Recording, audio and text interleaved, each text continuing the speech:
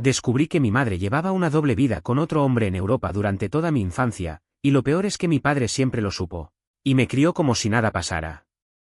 Tengo 27 años y crecí en un suburbio tranquilo al sur de Filadelfia. Un lugar donde todos los vecinos cortaban el césped religiosamente, donde Halloween era como una especie de competencia entre casas decoradas, y donde si alguien se divorciaba era tema de conversación por meses. Mis padres, al menos en apariencia, eran de esos que todos admiraban. Mi papá era callado pero trabajador. Tenía un taller mecánico con su hermano, y nunca faltó a una sola reunión escolar mía. Mi mamá era todo lo contrario, sociable, siempre metida en comités escolares, organizando rifas, haciendo brownies para los partidos de mi equipo de béisbol. Hasta ahí, todo suena casi cursi, ¿no?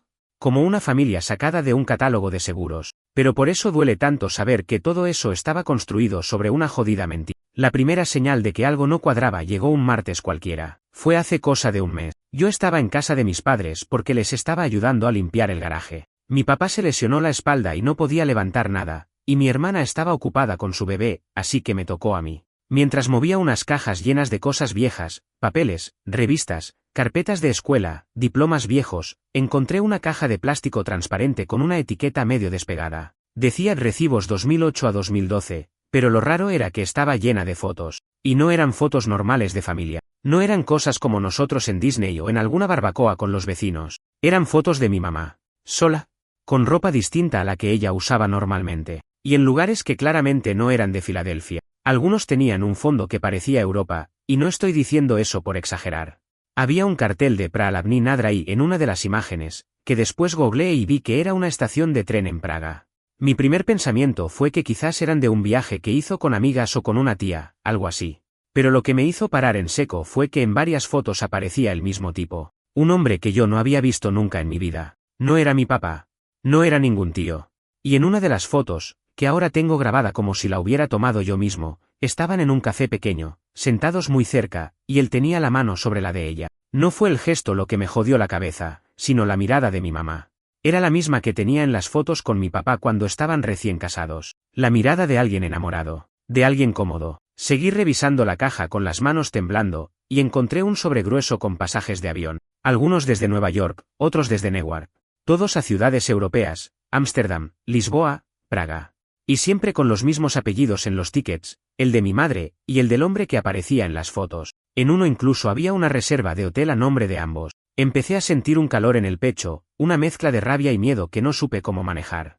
Porque en ese momento no sabía lo que estaba viendo. No quería aceptar lo que mi cabeza ya había empezado a procesar, que mi madre, la mujer que me dio la vida, la que me enseñó a decir gracias y a no patear a los demás en el recreo, tenía otra vida. Una vida que ninguno de nosotros conocía.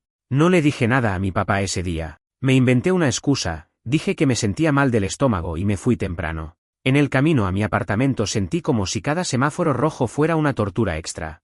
No podía dejar de pensar, ¿desde cuándo? ¿Por qué? ¿Quién es ese hombre? ¿Ella nos mentía cuando decía que iba al retiro de yoga en Vermont? ¿Era con el que se iba? ¿Mi papá sabía? ¿Y si siempre lo supo y lo permitió? Nada tenía sentido. Y lo peor es que la rabia venía mezclada con una culpa que no sabía explicar. Como si hubiera invadido un secreto que no me correspondía, aunque fuera mi propia madre la que lo ocultaba. Esa noche no dormí, ni una jodida hora. Me pasé hasta las 3 de la madrugada investigando al tipo del sobre. Tenía su nombre, después de todo. Lo busqué en redes sociales, en Google, en LinkedIn. Encontré a alguien con el mismo nombre en Lisboa, un tal consultor financiero retirado. Fotos de un hombre ya mayor, pero reconocible. Era él. Y adivina qué, tenía fotos públicas en su perfil. Y en una de ellas, te juro por todo lo que amo, mi madre aparecía en el fondo. No como alguien que fue captada por casualidad. No. Estaba con él, tomándole la mano. Y la fecha decía verano 2018. Así que sí.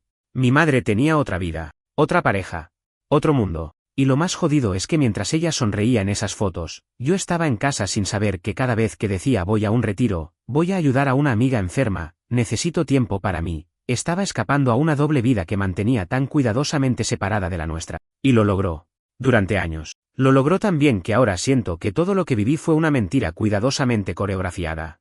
Pero esto es solo el principio. No fui al trabajo al día siguiente. Me quedé tirado en el sofá, viendo el techo como si me fuera a dar las respuestas que no podía sacar de mi cabeza. Era como si me hubieran quitado el suelo bajo los pies. ¿Cómo haces para reconciliar lo que creíste toda tu vida con lo que descubriste en un maldito garaje por accidente? No era solo que mi madre había tenido una especie de aventura, era que esa aventura era una segunda vida completamente funcional, con viajes, con pareja, con recuerdos paralelos. Y nosotros, éramos el plan B, su lado estable. No podía sacudirme esa sensación de que yo nunca fui parte del todo de ella, que mi infancia entera había sido solo una parte de una obra de teatro que ella escribía y dirigía sin que nadie se diera cuenta. Pensé en llamarla tantas veces ese día que mi dedo llegó a marcar su número por pura memoria muscular.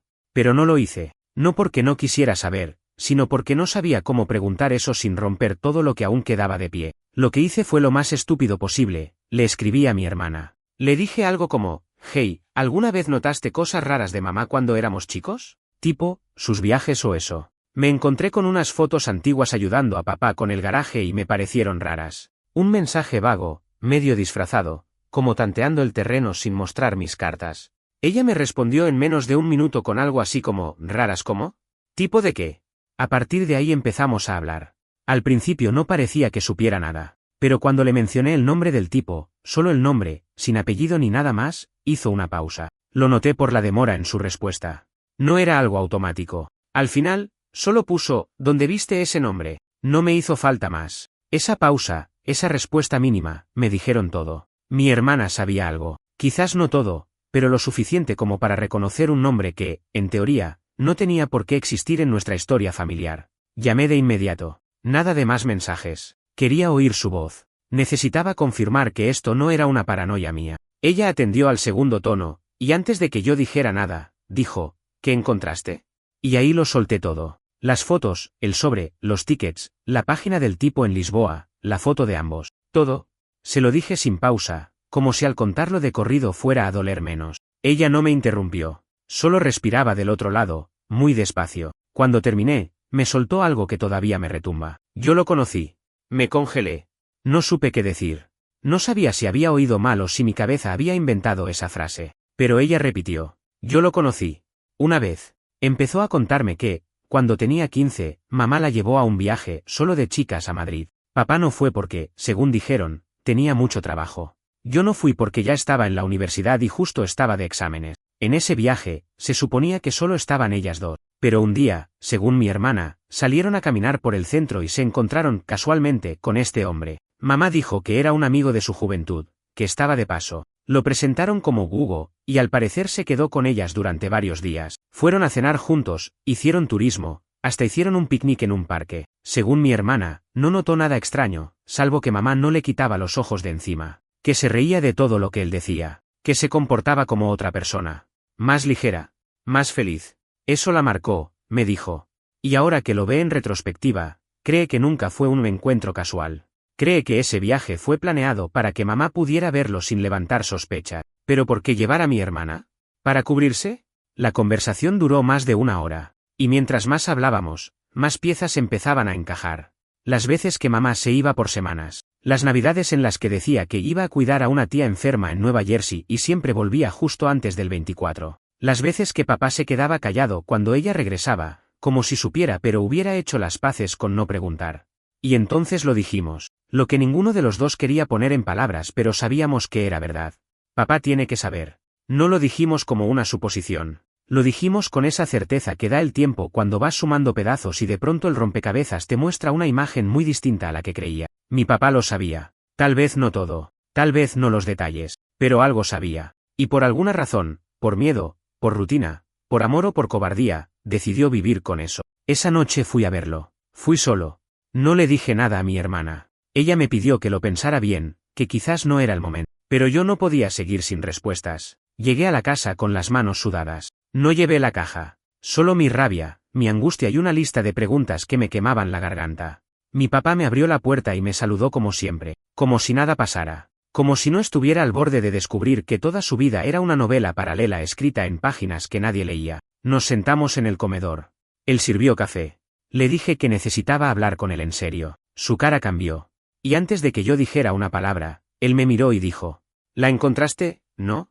No sé cómo explicar lo que sentí en ese instante. Cuando mi papá me miró a los ojos y dijo «¿La encontraste, no?», fue como si me hubieran arrancado la certeza del pecho. Como si durante toda mi vida él hubiera estado esperando ese momento exacto. Yo ahí, con el corazón a punto de estallar y la cabeza girando a 1000 por hora, y él simplemente, resignado. No supe qué responder. Me quedé quieto, sosteniendo la taza de café que ya ni sentía en las manos, solo observándolo como si fuera un extraño. Supongo que en parte lo era. O lo fue durante muchos años. Finalmente, asentí. No dije nada más. No hacía falta.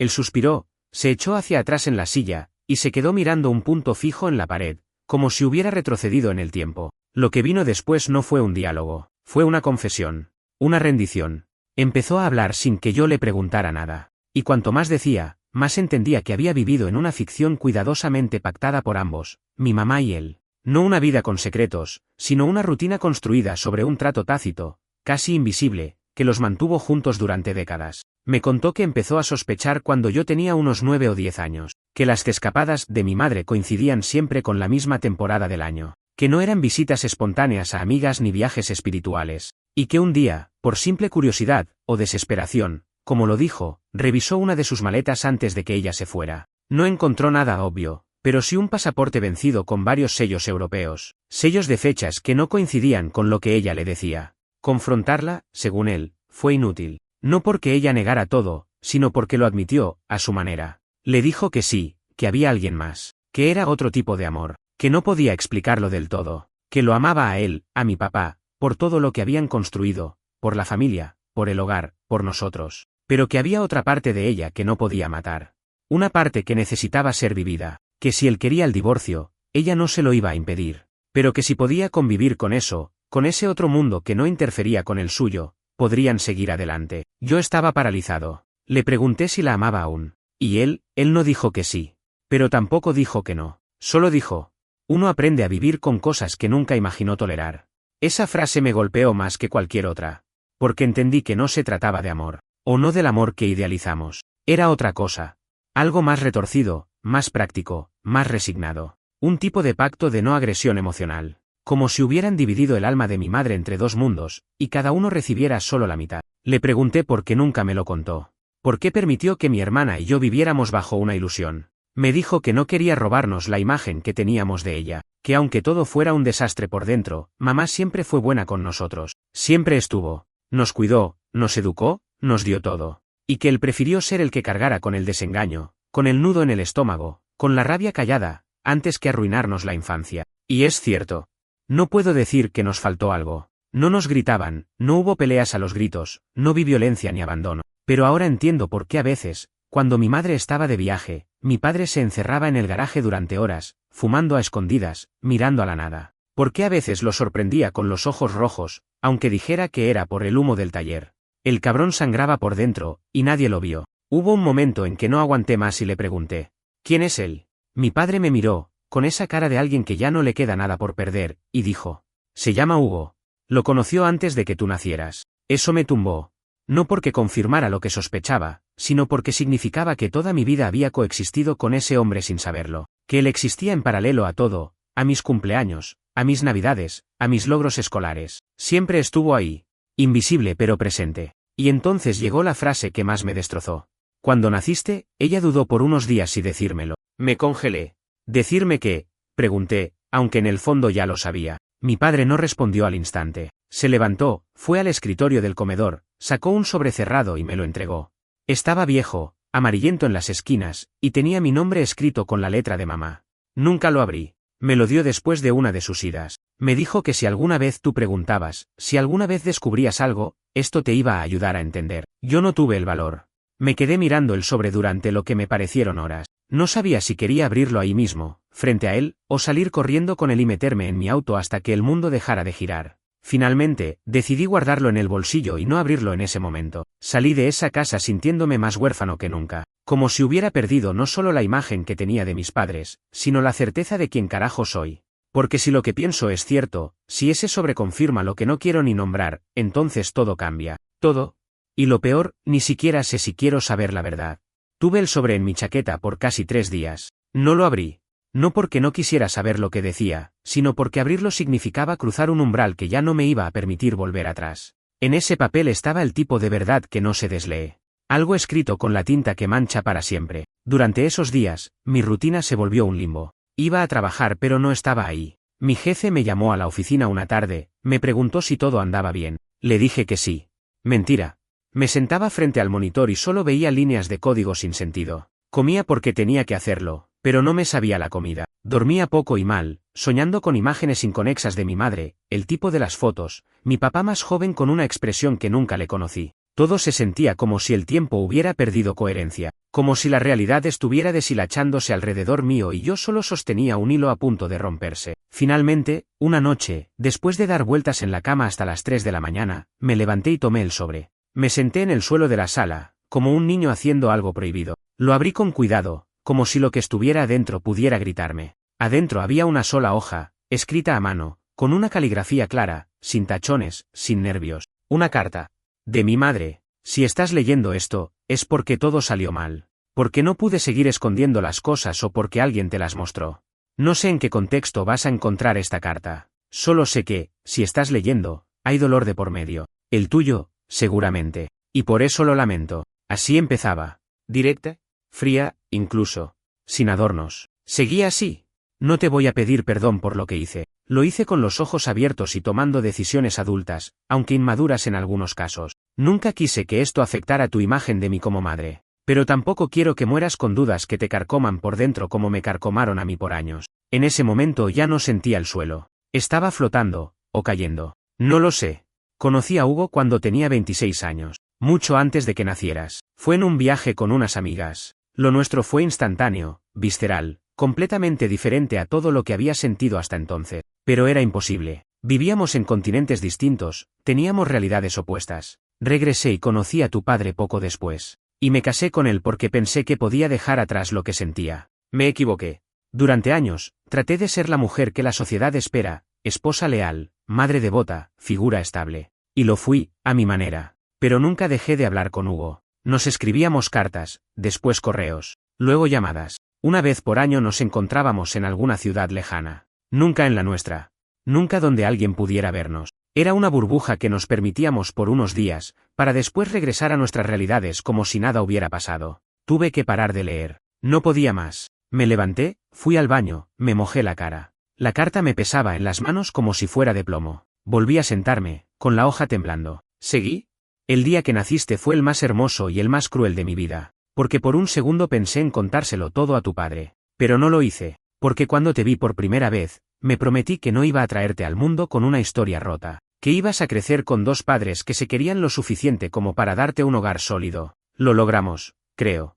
Pero no sin costo. Y sí, durante un tiempo, incluso dudé. Dudé de tu sangre, de tu raíz. Esa duda vivió en mí como una semilla venenosa. Nunca me hice la prueba. Nunca quise. Porque al final, eras mío. Eras tú. Y eso bastaba. Ese párrafo fue una patada en el pecho. Tuve que releerlo 3 veces para asimilarlo. La carta no decía que Hugo fuera mi padre, pero tampoco lo negaba. Y eso era peor.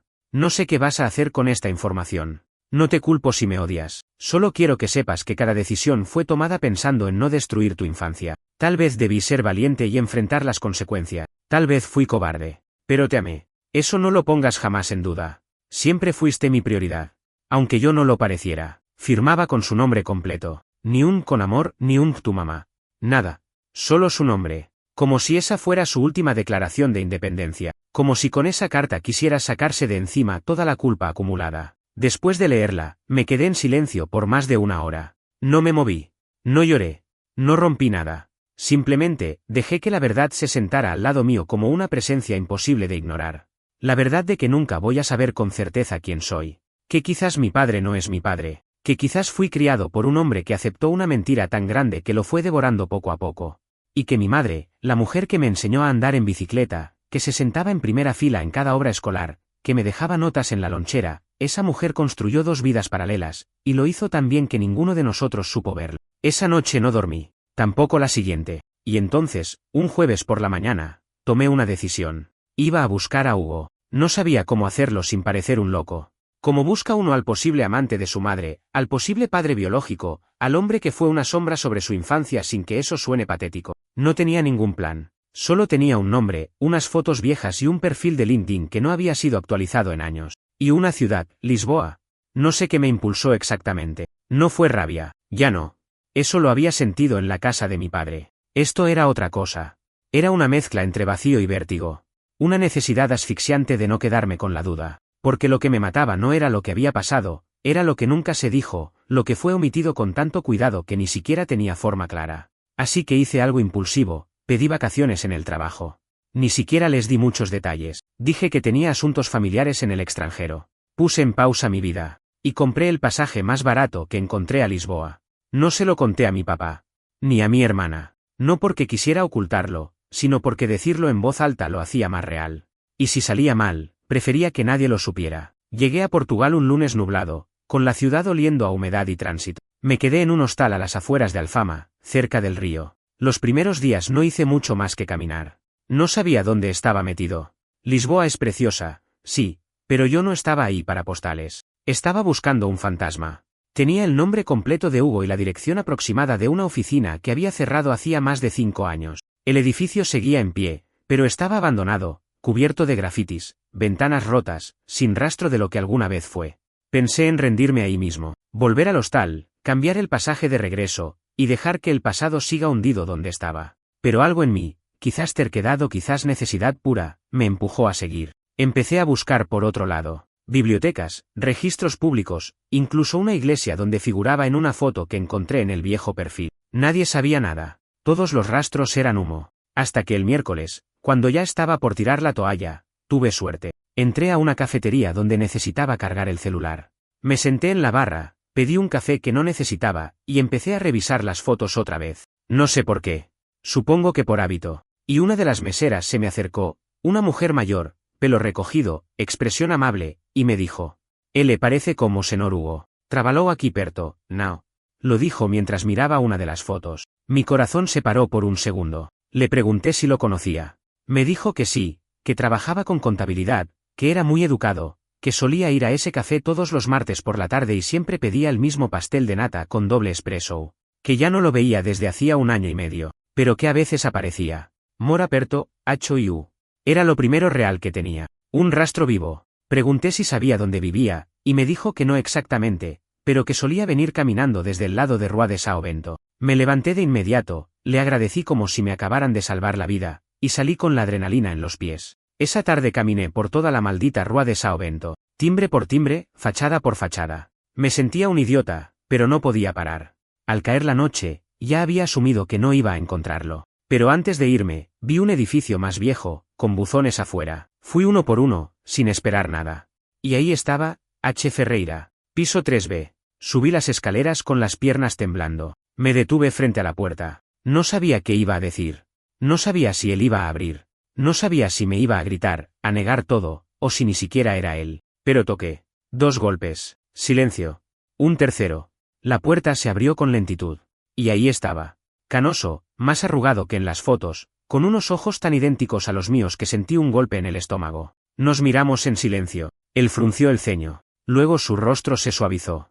Y dijo, en perfecto inglés: «Sabía que algún día ibas a venir». Me apoyé contra el marco. Las piernas ya no me sostenían. Le pregunté si podía entrar. Él se hizo a un lado. «Claro. Ya es hora».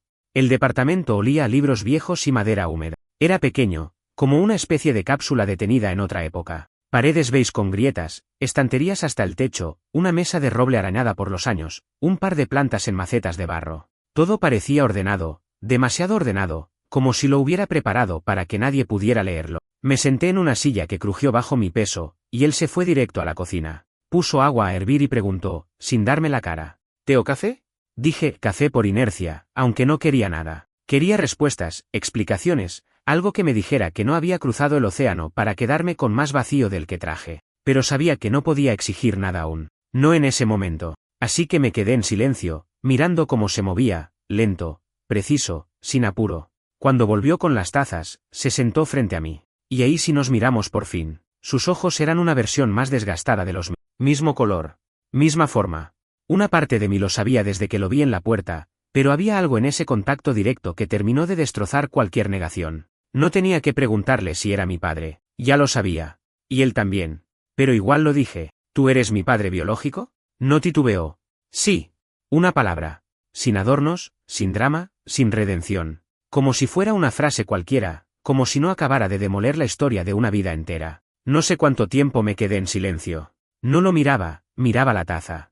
Mis manos temblaban apenas, no de miedo, no de ira. Era otra cosa. Como si el cuerpo entendiera antes que la mente lo que significaba eso. Le pregunté si mi mamá se lo había dicho. Él asintió. Lo supimos después de tu nacimiento. No con pruebas, no con certeza científica. Pero lo supimos. Quise preguntarle por qué carajo nunca apareció. ¿Por qué me dejó crecer pensando que otro hombre era mi padre? Pero me detuve. Porque no era su decisión, fue la de ella. Y en parte, también la de mi padre, el hombre que me crió, que aceptó ese silencio como una forma de amor. No era Hugo el que se escondió. Él era el secreto, pero no el que lo creó. Entonces le pregunté algo distinto. ¿Por qué seguiste viéndola? Esa sí le costó más. Se apoyó en la mesa, frotándose las manos, como si buscara las palabras correctas, pero no las encontró. Y dijo lo más honesto que pudo, supongo. Porque no supe cómo soltarla. Me explicó que lo de ellos empezó como algo fugaz. Un romance de juventud, un encuentro en una ciudad ajena a ambos, que nunca fue planeado, que fue de esos vínculos que no encajan en categorías normales, que a veces se amaban con rabia, a veces con culpa, a veces como dos personas que sabían que no iban a poder ser nada real, pero igual volvían, porque sí, porque algo los llevaba a encontrarse cada tanto, como una especie de condena mutua. No justificó nada, no pidió perdón, solo explicó. Y lo que más me dolió, o quizás lo que más me sacudió, fue lo que dijo después: yo nunca quise interferir en tu vida. Ella dejó claro que no debía hacerlo. Que tú tenías una familia, un nombre, una historia, y que cualquier intervención mía solo iba a arruinarlo todo. Y lo acepté. No sin dolor, pero lo acepté. Le pregunté si alguna vez pensó en buscarme, aunque fuera solo para mirarme de lejos. Me dijo que sí, que lo hizo, que viajó a Estados Unidos un par de veces y pasó por la calle donde vivíamos, que me vio una vez, entrando al colegio, con una mochila roja, que se quedó en el auto, con las manos en el volante, sintiendo que se le partía algo por dentro. No supe qué hacer con eso. No es fácil digerir que tu vida fue observada desde la sombra por alguien que no tenía permitido entrar. No es fácil darte cuenta de que tus cumpleaños, tus logros, tus derrotas, todo lo viviste sin saber que alguien más también los lloraba o los celebraba en silencio, desde otro continente. Le pregunté si se había casado. Me dijo que no, que estuvo con otras personas, pero que nunca logró construir algo sin comparar. Tu madre dejó cicatrices que no se curan con otros cuerpos. Hablamos durante horas, de cosas grandes y pequeñas. Me preguntó por mi trabajo, por mi infancia, por mis pasiones. Parecía hambriento de saber, como si cada dato que le daba fuera un trozo de vida que se le había negado por años. Y yo, en vez de sentirme invadido, empecé a sentir algo raro, una especie de compasión. No por él, por mí. Por el niño que fui y por el hombre que se había tragado tantos silencios sin saberlo. Antes de irme, me dijo: no vine aquí para pedirte nada, solo quiero que sepas que existí. Y que aunque no estuve, no fue por desinterés, fue por respeto, o cobardía. No sé, pero no te olvidé. Nunca. Salí del departamento con la cabeza a punto de estallar. Caminé sin rumbo por la ciudad hasta que se hizo de noche. No supe si lo iba a volver a ver. No lo decidí en ese momento, pero sabía que algo en mí había cambiado, porque ahora conocía el otro lado del espejo. Volví a casa sin saber qué hacer con todo lo que traía encima. El vuelo de regreso fue un trance. No recuerdo si dormí, si comí, si hablé con alguien. Solo recuerdo estar en un avión lleno de gente con sus vidas intactas mientras yo cargaba una verdad que no sabía cómo nombrar. Una vez de regreso, no fui a mi departamento, fui directo a casa de mi papá. Había algo que necesitaba hacer antes que nada, mirarlo a los ojos. Estaba en el jardín, arreglando el rociador automático como si fuera un día cualquiera. Como si nada hubiera pasado. Me vio acercarme por el costado y no dijo nada. Solo levantó la vista, me saludó con la cabeza y volvió al artefacto como si estuviera ajustando una bomba. Me senté en una de las sillas del porche. No hablábamos desde la noche del sobre. No supe por dónde empezar. Él rompió el silencio. ¿Fuiste? Asentí. Tardé unos segundos en responder. Sí. A Lisboa. ¿Lo encontré? Mi padre no se sorprendió. Ni siquiera parpadeó. Y tragué saliva. Es él. Solo después de decirlo sentí lo que había estado esquivando durante días, el dolor por él. Por ese hombre que me había criado sabiendo que, probablemente, no era su hijo de sangre, que me enseñó a afeitarme, que fue a mis partidos, que se quedó despierto cuando tenía fiebre, que soportó ver a la mujer que amaba amar a otro, y criar conmigo el resultado de ese engaño. Lo miré, esperando que dijera algo, que se enojara, que explotara. Pero solo suspiró. Largo, profundo. Como si hubiera esperado toda su vida que ese momento llegara. Yo lo supe desde el primer día. Cuando te vi. No eras como yo. No eras como ella tampoco. Tenías algo distinto. Le pregunté por qué nunca me lo dijo. Me respondió sin rodeos. Porque te amaba. Y si te decía eso, no ibas a crecer sintiéndote entero. Ibas a vivir con un hueco adentro. Preferí cargarlo yo. No vos. Ahí me quebré. Por fin. No grité. No lloré a mares. Solo me encorvé sobre mis rodillas y dejé que los ojos se me llenaran sin vergüenza. Y él no se movió. No me abrazó. No me dijo todo va a estar bien. Solo se sentó a mi lado, en silencio. Ese tipo de silencio que pesa más que cualquier sermón. Después de un rato, le pregunté algo que me estaba matando por dentro. ¿Me ves diferente ahora? Me miró por primera vez con firmeza. No. Sos mi hijo. Lo fuiste desde que te sostuve por primera vez. Lo serás hasta que me muera. Esa fue la primera vez en semanas que sentí que algo dentro mío volvía a su lugar. No todo. Pero algo. Pasé esa noche en su casa. Comimos pizza como cuando era chico. Vimos un partido que no nos importaba. Fue una especie de tregua con el caos. Algo familiar entre todo lo que había dejado de serlo. Los días que siguieron fueron raros. Empecé a ver el mundo con una especie de doble lente. Estaba la realidad cotidiana, trabajo, tráfico, conversaciones superficiales, y luego estaba todo lo demás, las preguntas que me acompañaban a todas partes como un eco persistente. ¿Qué tanto de lo que soy se lo debo a quién? ¿Hasta qué punto la sangre importa? ¿Qué hago con esta información? Hablé con mi hermana. Le conté todo. No lo tomó bien, pero tampoco me gritó ni se quebró. Se quedó en shock. Cuando le dije que Hugo era mi padre biológico, hizo una mueca como si le confirmara algo que ya había empezado a sospechar. ¿Vas a decirle a los demás?, me preguntó. No supe qué responderle. ¿Qué significan los demás? ¿Nuestros primos? ¿Nuestra tía que siempre organiza Navidad? ¿Para qué? ¿Qué sentido tiene abrir más heridas? ¿A quién beneficia? Le dije que no. Que, por ahora, esto se queda entre nosotros. Que no quiero convertir mi historia en un evento familiar. Ella asintió. Me abrazó fuerte, sin decir nada. No solemos hacerlo. Nunca fuimos muy afectivos, pero ese abrazo valió más que muchas palabras. Era como si ambos entendiéramos que algo se rompió, pero también que íbamos a seguir adelante. Unos días después, recibí un correo de Hugo. Solo decía: gracias por venir. Te respeto por eso. No esperaba que vinieras, pero lo hiciste. Si alguna vez querés volver a hablar, sabes dónde encontrarme. No voy a presionarte. No quiero ocupar un espacio que no me corresponde. Pero si algún día sentís que ese espacio existe, acá estoy. No respondí. No por enojo. No por rechazo. Solo porque no estoy listo. Porque todavía estoy aprendiendo a caminar con esta nueva historia sobre los hombros. Y eso lleva tiempo. Hay algo que me está quedando claro. Toda esta experiencia no se trata solo de quien me engendró. Se trata de entender quién soy ahora que lo sé. Y eso no es inmediato. Ni sencillo. Ni limpio. Pero es mío. Y tengo que vivirlo. Hace unos días, estuve a punto de enviarle una respuesta a Hugo. Tenía el correo abierto, el cursor parpadeando como una provocación, las palabras medio escritas: no sé qué espacio tengo para vos, pero no quiero cerrar la puerta del todo. Lo borré. Lo reescribí. Lo volví a borrar. Al final, cerré la laptop y me quedé mirando la pantalla negra reflejando mi cara. No estoy listo. Y quizás nunca lo esté.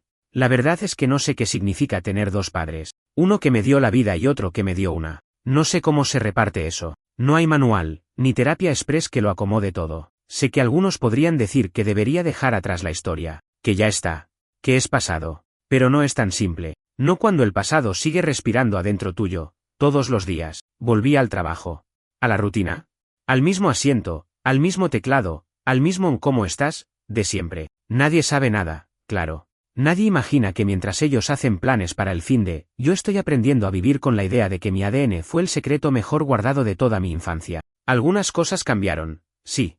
Con mi papá, el que me crió, ahora hay una sinceridad nueva, un terreno más plano donde antes había terreno minado. Hablamos más, no de lo que pasó, sino de cosas simples. Pero hay un tipo de lenguaje entre líneas que ahora manejamos sin decirlo. Él sabe que sé. Yo sé que él supo siempre. Y eso, en vez de alejarnos, nos acercó.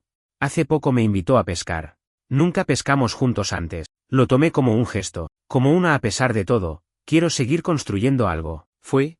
No atrapamos nada. Pero igual fue un buen día. Hablamos poco, pero compartimos silencio sin incomodidad.